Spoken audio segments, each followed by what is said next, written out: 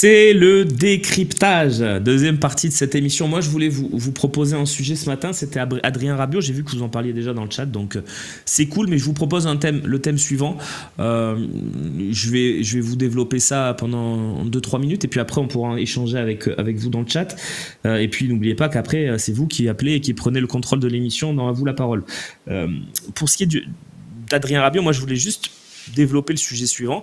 Pour moi, Adrien Rabiot a changé le destin de l'OM cette saison. Je m'explique. Je pense qu'avant la signature d'Adrien Rabiot, on avait une belle équipe. On avait une équipe capable de réaliser des coups. Une équipe un peu tout feu tout flamme avec un Greenwood, voilà, des joueurs qui nous feraient gagner des matchs. Déjà une très belle équipe.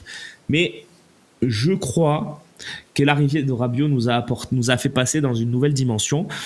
Parce que ce gars, tu le vois sur les matchs à l'extérieur notamment, mais il est en claquette, quoi. Il marche au-dessus de la Ligue 1, il survole, un peu comme pouvait l'être Sanchez à une époque, où tu sentais que Sanchez, il était au-dessus du lot, dans un registre bien sûr totalement différent. Mais ouais, je suis d'accord avec Chris, c'est une recrue qui te fait passer un gros cap. Et ce cap, il est à la fois psychologique, parce que tu joues avec Rabiot, quoi. Tu te dis, bon, ça va, le gars c'est Rabiot, etc. Mais il est aussi technique. Techniquement, il est très fort. Dans les duels, il est très fort. Défensivement, il est très fort. Sur les corners adverses, il est très fort. Sur les corners pour toi maintenant, il est très fort. Donc c'est un joueur parfait, absolument. Donc moi, Adrien Rabiot, je dirais pas que c'est le meilleur joueur de la saison. Je dirais même pas que c'est la meilleure recrue de la saison, parce que pour moi, ça reste Greenwood ou Rouli. Mais c'est le joueur, le facteur X, quoi. C'est le gars qui te fait passer totalement un cap. Et pour moi, sans Rabiot, le destin de notre saison aurait été différent. Je pense qu'on serait bien sûr à la lutte avec Lille, avec Monaco, avec Lyon, évidemment. Mais je ne suis pas certain qu'on aurait 6 points d'avance. Je ne suis pas certain qu'on aurait de la sérénité. Parce que moi, j'ai de la sérénité quand Rabiot est sur le terrain. Donc voilà. Et puis Rabiot, je lis vos messages aussi, Duck Hunt OM qui nous dit Rabiot attire aussi d'autres joueurs. Mais c'est vrai, c'est totalement vrai. Je pense que Bennacer, il vient aussi, bon, il serait peut-être venu cet été, mais c'est pas le bon exemple, mais les joueurs vont peut-être venir cet été parce que dans l'équipe, il y a Rabiot, il y a Bennacer, il y a Højbjerg, il y a Rouli, il y a Greenwood, voilà, il y a une équipe qui se construit. Et c'est vrai que je veux croire que ça peut être... parce qu'on a un mercato ambitieux cet été, évidemment, Højbjerg, etc. C'est super. Mais Højbjerg, il ne te fait pas passer un cap en termes de joueurs. Højbjerg, c'est un très bon joueur Première Ligue qui revient en France. C'est un super joueur, un très joli coup. Højbjerg, ça parle pas à l'international autant que Rabiot, parce que Rabiot, ça fait partie de l'équipe qui est championne du monde. Il fait finale de Coupe du Monde. Il n'est pas champion du monde, lui, hein, mais vous m'avez compris. Il est titulaire en équipe de France, 50 sélections. C'est un cadre des Bleus. Je pense, très honnêtement...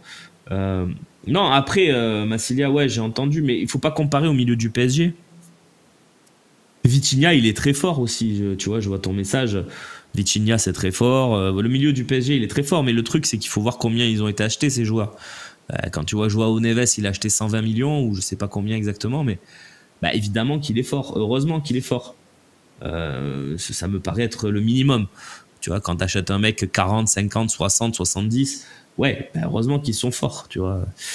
Donc nous, on n'est pas encore dans cette cour-là, même si je pense que le milieu de l'OM, j'ai pas grand-chose à envier au milieu du PSG, même si effectivement je trouve qu'il y a quand même des très bons joueurs, mais je pense qu'il ne faut pas comparer comme ça. Donc pour moi, Rabiot a donc été la pièce maîtresse, la cerise sur le gâteau du mercato de Benatia. Et effectivement, Andy, on a mis 22 millions pour recruter Rabiot, Højbjerg et Bennacer. C'est exact, et c'est fou quand on y pense. Alors bien sûr, on a mis des primes à la signature, on a mis des salaires, on a mis plein de choses, mais voilà. Pour moi, on peut pas critiquer Rabiot cette saison. Il est juste parfait. Je pensais honnêtement pas qu'il s'imposerait à ce poste-là. Moi, je le disais. Moi déjà, la priorité, c'était qu'il joue plus milieu droit comme au tout début.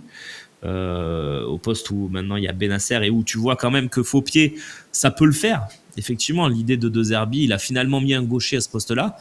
Et on a vu à Angers que ça pouvait le faire. Mais je pense que Rabiot, il n'est pas fait pour ça.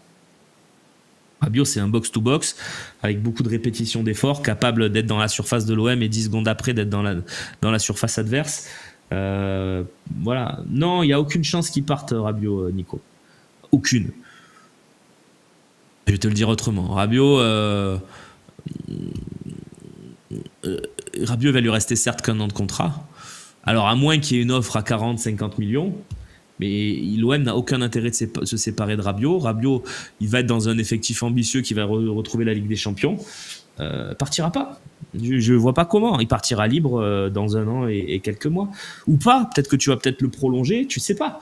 Mais voilà. Perso, je le préfère plus bas, Rabiot. Moi aussi, Luxin, moi aussi.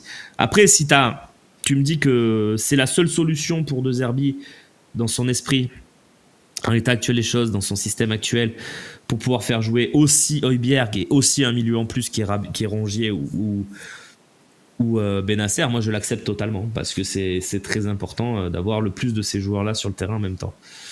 Après, tu aimerais voir Rabiot en 4-3-3 milieu gauche. Bien sûr, c'est son poste classique. Tu as raison, je vais te citer parce que j'aime bien. OM et que OM. Tu as raison, c'est vrai, c'est son poste de base. Maintenant, voilà, De Zerbi, il joue pas trop 4-3-3 classique. Il joue 4-2-3-1.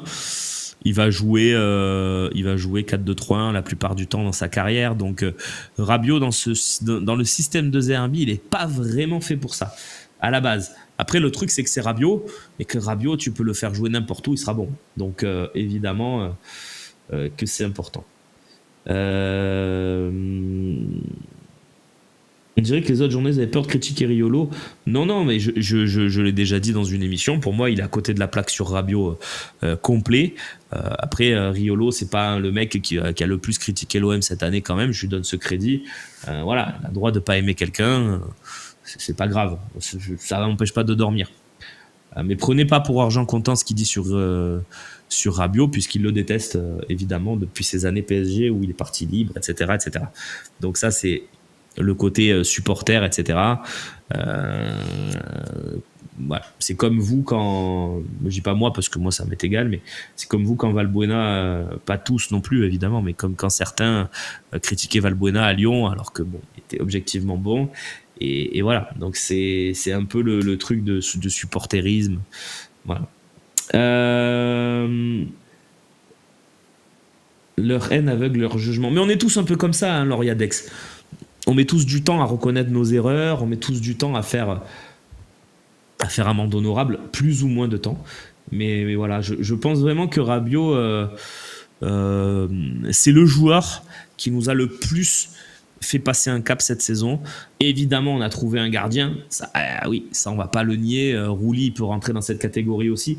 Mais je pense que Rouli, il est plus surprenant en fait. C'est plus une surprise. Parce que Rouli, tu savais que c'était un bon gardien, mais au point d'être aussi intéressant et aussi important, non. Le truc, c'est que Rouli, au Fada, moi, j'ai aucune certitude. Je le dis, alors ça peut paraître fou, hein, mais j'ai aucune certitude qu'il sera capable d'être à ce niveau la saison prochaine. Parce que dans sa carrière, Rouli, il a eu 3 ou 4 très bonnes saisons et il a eu des saisons plus difficiles. Je dis pas que ça va arriver, j'espère qu'il sera au même niveau, mais j'ai pas la certitude. Voilà. Donc, moi, avec Luis Enrique, ça n'a pas mis très longtemps, The Duke, hein, quand même, puisqu'il était nul jusqu'en juillet-août. Qu'il est bon depuis août et qu'à partir de octobre-novembre, j'ai dit qu'il était bon. Voilà, il m'a fallu quand même 7-8 matchs pour être certain de ce que j'allais dire. Mais voilà, Luis Enrique, bien sûr, en piston droit, c'est très bon. Donc c'est pour ça, moi, Rabiot, j'ai aucun doute sur le fait que la saison prochaine, s'il est là, et j'espère qu'il le sera, et je pense qu'il le sera, il faut qu'on soit en Ligue des Champions, évidemment, mais on y va tout droit. Donc j'ai pas de doute sur Rabiot. Il y a des joueurs comme ça où j'ai pas de doute. Højbjerg, j'ai pas de doute que c'est un très bon joueur. Benasser non plus, j'ai pas de doute si son physique le laisse tranquille. Balerdi, moi, j'ai pas de doute. Je sais que beaucoup en ont, mais moi, j'en ai pas. Greenwood, j'ai pas de doute. Donc, ça fait quand même beaucoup de joueurs sur lesquels on peut s'appuyer. Et évidemment, quel attaquant pour la Ligue des Champions. Mais ça, c'est des questions de première partie. Mika Didi, mais comme j'ai fini sur Rabiot, je vais y répondre quand même. L'attaquant, il arrivera cet été normalement. Et je pense que ça sera le poste le plus important de notre mercato d'été à renforcer. Et on affiche le numéro, Loïc, c'est ça, ouais. On va afficher le numéro puisque dans une minute, on va faire une deuxième coupure et on passera à la troisième partie. Donc voilà, le numéro, si vous voulez nous joindre. Je le vois pas, Loïc. Tu le vois, toi, tu l'as affiché? Ah, il est là.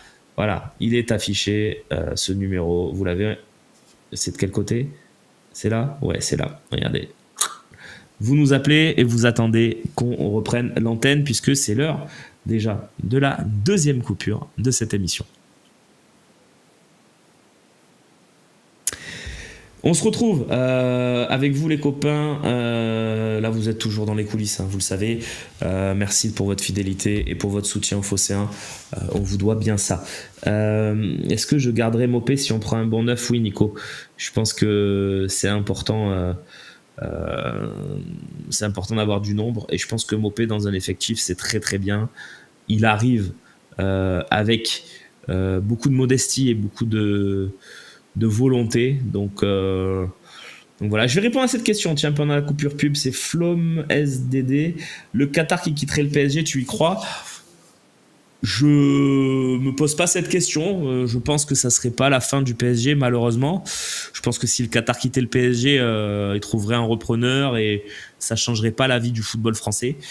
Je pense que le PSG resterait fort puisqu'ils ont créé quand même, il faut le reconnaître, une marque très forte et que ça ne me dérangerait pas qu'ils partent évidemment, mais je crois pas que ça signalerait le déclin absolu du PSG.